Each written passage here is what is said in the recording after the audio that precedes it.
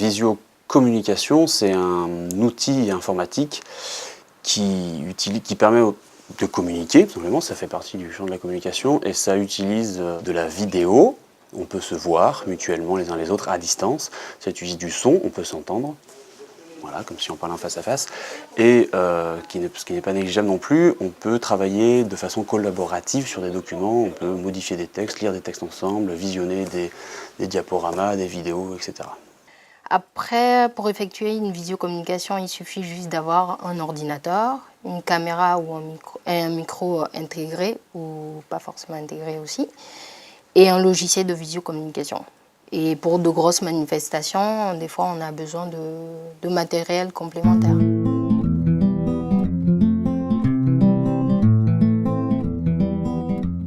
Le frein, c'est un frein d'abord humain.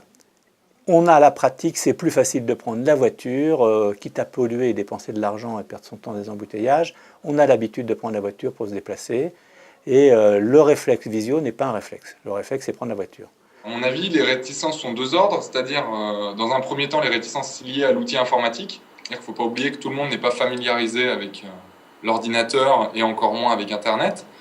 Et dans un second temps, c'est vrai qu'on a du mal à imaginer que le mode de communication par visio soit aussi agréable qu'en présentiel. Je pense que c'est une des principales réticences des gens de se dire mais je vais parler à une caméra sans avoir l'impression de parler à la personne. Donc on peut voir dans l'utilisation au quotidien que ce n'est pas forcément le cas.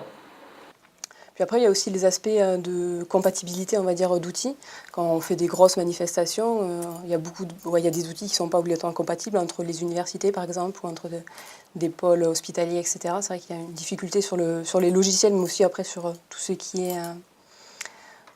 est équipement, de manière générale.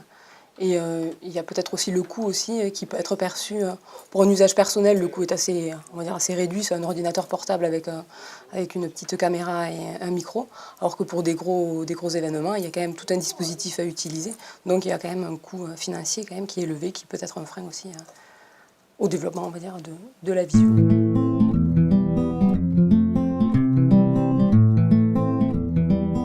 On fait du forcing, on fait le poil à gratter de tous les organismes pour dire faites vos réunions en visio et on viendra. Sinon, on loupe une réunion sur deux pour leur montrer que les déplacements, c'est plus tenable. Alors l'ADRE a plusieurs casquettes. Déjà, elle utilise la visio, on va dire, de manière générale au sein de son fonctionnement, donc avec son conseil d'administration et ses partenaires, donc tout ce qui est relais de services publics ou autres et collectivités. On l'utilise parce que c'est vrai qu'on est un peu dispatché sur tous les territoires interrégionaux, on va dire, du massif alpin, donc PACA et Rhône-Alpes.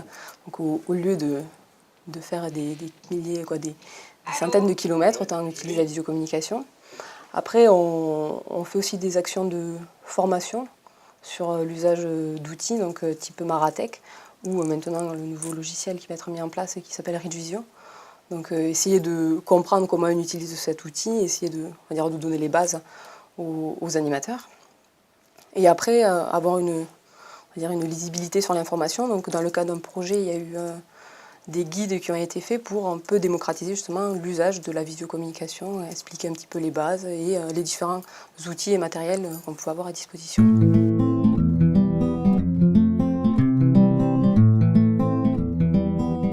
Alors la visio est encore pas assez développée pour qu'on puisse parler d'un impact visible.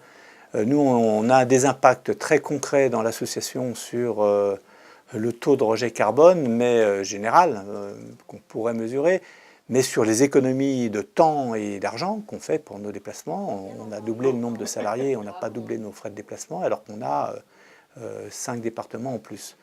Voilà, donc ça c'est immédiat et pour nous et pour nos partenaires. Un impact financier, un impact en fatigue, un impact en efficacité. On est beaucoup plus réactif avec la visio. Alors sur l'environnement, oui, ça a un impact on va dire positif parce qu'au lieu de faire 300 km pour aller à une réunion de 2 heures, on peut très bien la faire en visiocommunication. Donc on réduit quand même son empreinte écologique. Il y a beaucoup moins de rejet de CO2. Après, il y a aussi un aspect un peu plus social et de pérennité, proximité d'un service. on peut développer les services ou essayer de maintenir certains services avec l'usage de la visio-communication ou de visio-guichet ou autre. Donc ça a un coût, un aspect social pour le territoire. Ça réduit la pollution, donc les rejets de gaz à effet de serre, etc. Ça réduit les frais de déplacement pour la structure, ça réduit le temps de déplacement, donc ça veut dire que le salarié est plus présent dans son bureau, donc ça accroît aussi l'efficacité, je pense, la productivité, si on voulait, du salarié. Et voilà, moins de stress, moins de fatigue, etc.